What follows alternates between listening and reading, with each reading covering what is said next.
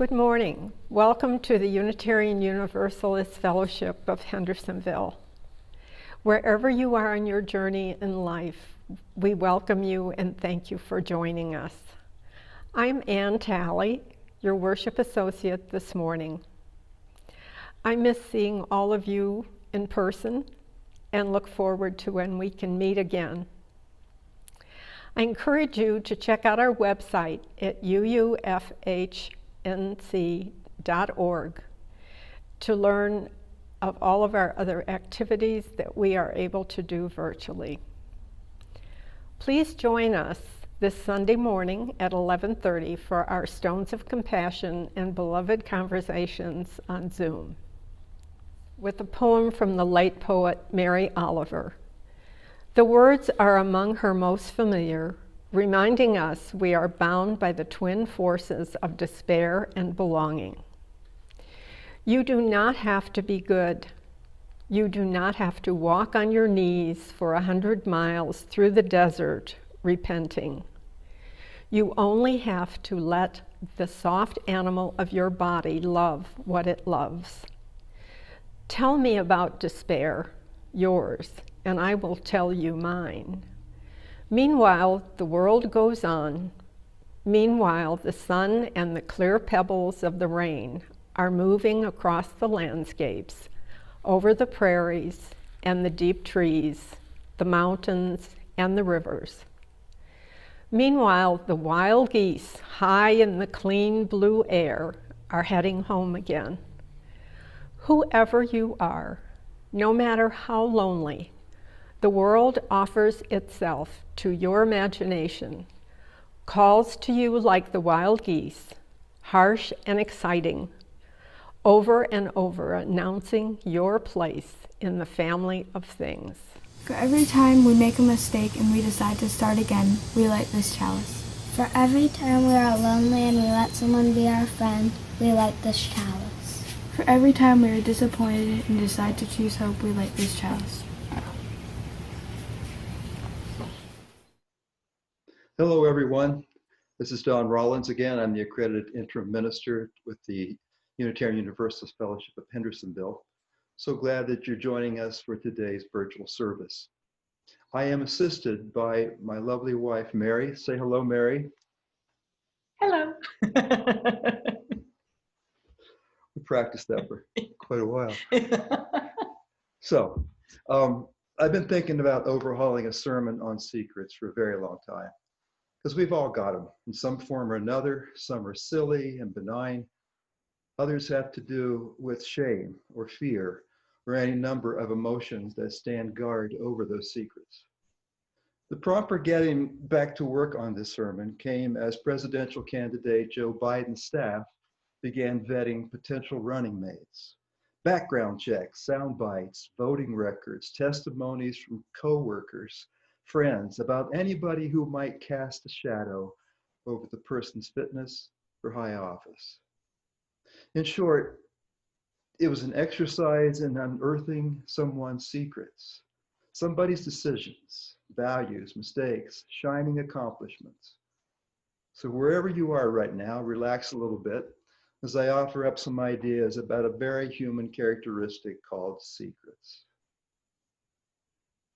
I'm an atheist, but I write notes to God on my math homework just in case.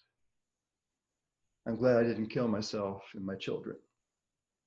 Sometimes I sit alone in the cafeteria and I have phone conversations with myself on the phone so people don't think I have no friends.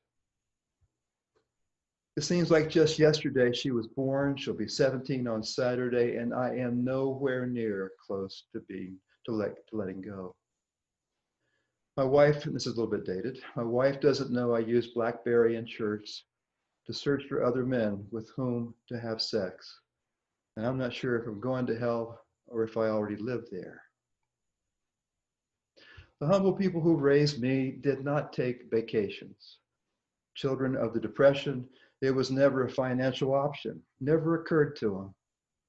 And so it was that, like the vast majority of third grade students at Central Elementary School circa 1964 Oak Hill, Ohio, Like them, I held a certain disdain for the few kids whose folks could take them to exotic places with exotic names.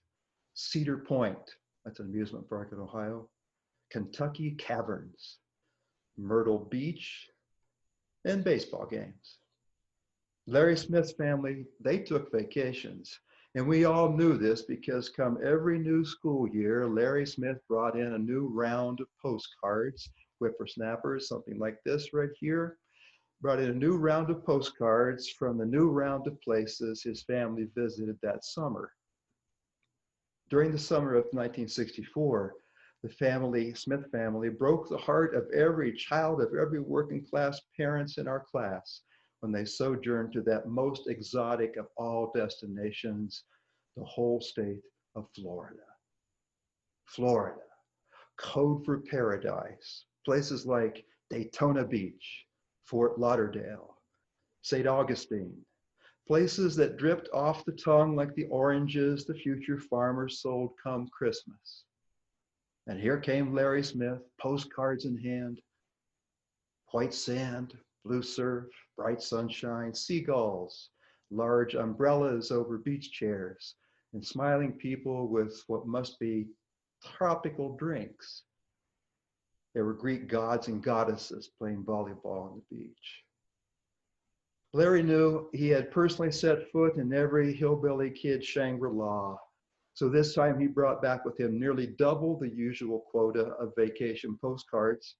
If Larry had come back to school riding a polo pony and sporting a fancy jacket with the Smith family crest, he could not have garnered any more disdain than among those who did not get fancy postcards. Little wonder then at first opportunity, two like-minded future delinquents and I rescued a few of those cards from their elitist collector, placing them under the PB&J sandwiches in our Batman lunchboxes. Fortunately, none of us went on to a life of crime. One might credit our teacher, Miss Gladys McDaniel, with that, for it was she who, with the nose, and determination of a skilled detective, found us out, read us the riot act, in those days, paddled our behinds for our scandalous efforts. All cards were returned to the smiling Master Smith, and it was the great God that protects rich kids that for the rest of his public school career, Larry kept away from competitive sports. He would not have done well if matched up against any of the three of us when it came to high school football tackling drills. I borrow other people's kids on Halloween just so I can go trick-or-treating. I don't believe in Satan, but I once prayed to him and offered my soul if he would make me pretty. I'm not afraid of having stories that I won't be able to tell my grandchildren. I'm afraid I'll have lived too cautiously to have any stories that will truly interest them. For New Year's, I did not go on a diet. Instead, I threw away my scale. It's the best resolution I've ever made. I wonder if I'll ever be happy again. I wonder if I ever was. The postcard, like the handwritten letter, is quickly fading into the halcyon ether of another time. The Kodaks gave way to the Nikons, that gave way to the disposables, that gave way to the ever-multiplying pixels of the phone camera. Sure, the Cracker Barrel crowd still plunks down good money for postcard spoofs on all things Appalachian or Southern, but how long can that continue? It's like the roadside Stuckies and the wood-paneled station wagon. Postcards may one day be relegated to trade show nostalgia, once iconic reminders of that most spiritual of all human endeavors, the adventure. The adventure. All the more remarkable then, PostSecret, a now 15-year-old project based on, of all things, the postcard, continues. The brainchild of a small business owner named Frank Warren, the idea is to write on a postcard one's deepest secret and then mail it to him. No names, no other identifying information, just secrets. And friends, you may not share my fascination with this idea, but hear me out. This is not just trade show nostalgia in my book. This is confessional theology in the form of a postcard. Americans in the hundreds of thousands have taken Warren up on his invitation to participate in this project. PostSecret has morphed into a kind of subculture, complete with websites, blogs, Facebook pages, Twitter. All of this for the sake of a humble postcard. So 3 questions come to mind here. First, Warren struck a nerve, but what nerve is that?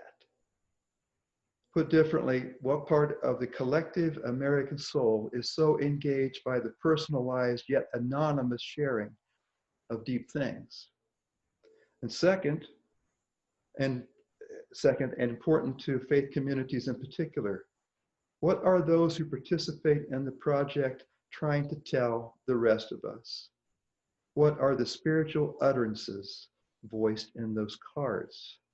Let me correct myself. We have 2 questions. That was the first set. First answer. I think the nerve has to do with the universal and culturally regulated impulse to connect with others on a deep level. PostSecret is instructive in that it reminds us something deep inside longs for something meaningful. The second answer then, I think PostSecret is an indicator that millions of people are willing to risk being known at that level, so long as they are neither judged nor rejected for their trouble. Combine the questions and the answers, and what do you get? Safe community. I would go so far as to say, in the barest of early Christian terms, this was Holy Communion that Warren began. Holy Communion, not the cup and water, but the soul-soothing experience of safely knowing and safely being known by another. And this is, I believe, what propels millions of Americans to create homemade postcards and send them to a rank stranger. For PostSecret, whatever else it is real life, real words, and to put a liberal religious spin on it, it is real theology. I only tip if there's women around. Every time I feel disappointed with myself, I tear up an old baby photo as a measure of punishment. I've stolen over $50 worth of stuff at an underpriced religious store. Stop telling people you build your furniture. You buy, then assemble them. There's no building. And sometimes I just want to pull the plug for patients who have no chance and for their families who won't let go. And so it is that during our lives with COVID, I've been parsing Frank Warren's books full of postcards and finding there a strange sense of familiarity.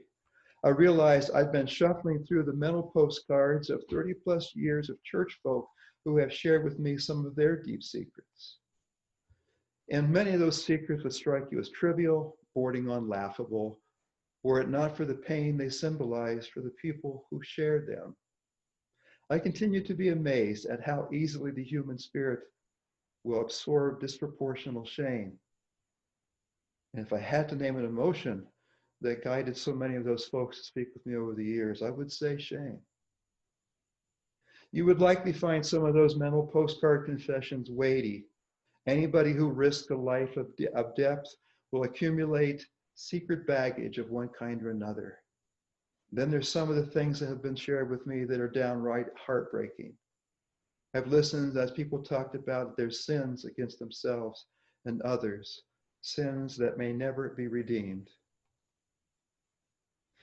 And here I'm thinking about the Catholic ex-priest who finds in our congregations a generous and caring people, yet still grieves his lost faith and liturgical calendar that once defined his life.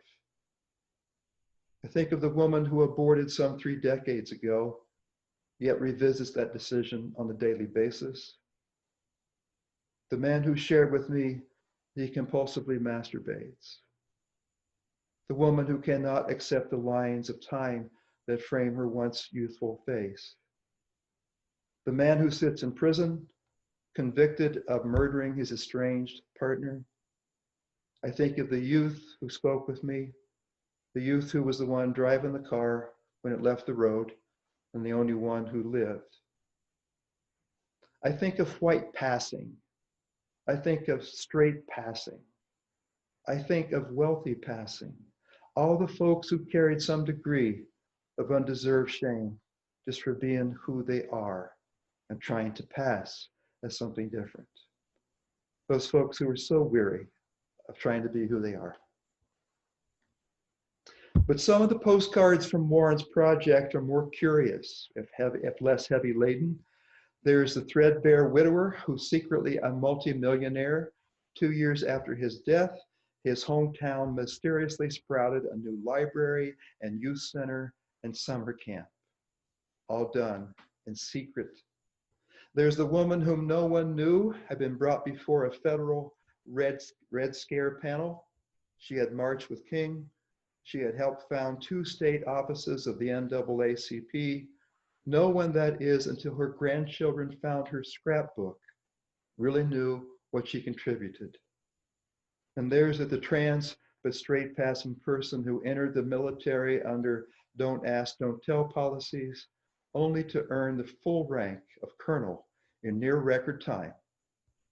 I think of that soldier who loves his country and loves his husband, so they have for years made their secret work despite entrenched bigotry. And then there's our denomination itself. We have our share of secrets. And I'm not convinced that our historical suspicion of ritual has served us well on that count. We have no heavenly savior to redeem us, no earthly intercessor to absolve us, no uniform sacrament to free us. So I fear our congregations and our ministers underestimate their responsibility to the secret keepers out there in the pews. There's a conversation for another day when I mention all this. I am late on purpose. It makes me feel important. I kicked cocaine for her. Every month I give away $100 anonymously. My best friend slept with the only man I ever loved, and their son is in college now, and I still drive by their house. Every day I thank myself for giving myself another chance. Back then we didn't call it rape. We didn't call it date rape. We just called it being stupid. So some sermons are not sermons at all. Their preachers come into terms with the state of the world, state of their congregation, or more importantly, the state of their own souls. More times than not, sermons find root in all three, world, congregation, and self. But if there's a sermon for us in all this post-secret talk, I think it has to do with coming to terms over and over with the fact that untold numbers of people are without the kind of community you and I take for granted. It's a sermon about being faithful to fallibility. It's a sermon about intentionality and largeness of spirit as we engage the broken worlds within and without. And it's solidarity with the writer of every postcard that's been sent into that project. And as an aside here, that project can be found at postsecret.com, postsecret, all one word, .com.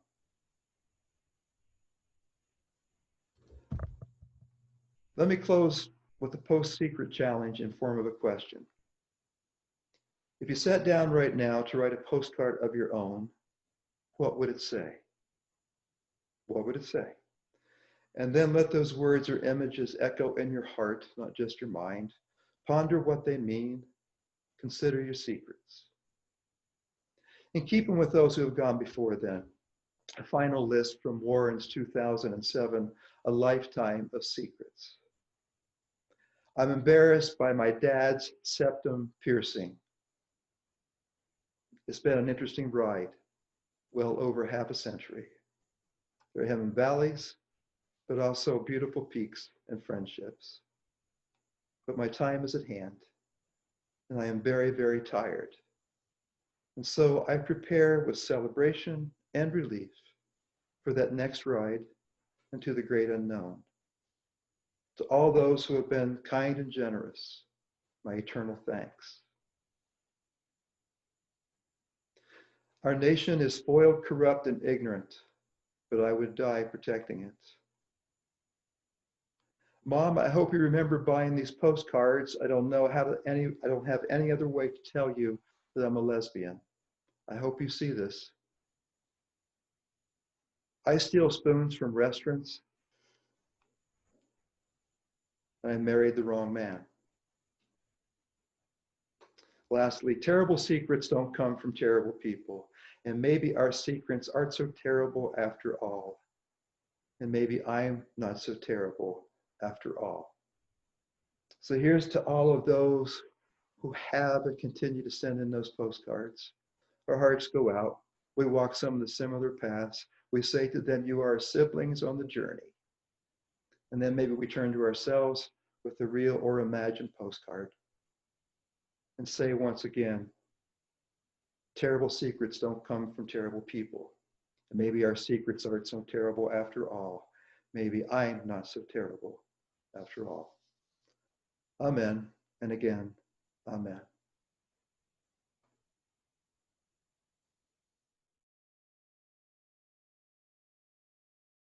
We bring this time to a close with this benediction from retired Unitarian Universalist minister Jim Hobart. As we depart from one another, let our hearts be secure through every human season. Let our hearts be secure in seasons of anguish as in seasons of joy, in seasons of failure as in seasons of success, in seasons of uncertainty as in seasons of security. Let our hearts be secure in this dual reality. We are worthy recipients of love and support we can never earn, and we are worthy providers of love and support others cannot earn. Let our hearts be secure, for hearts know and understand and will respond if invited in. Thank you for joining us today. Be safe and be well.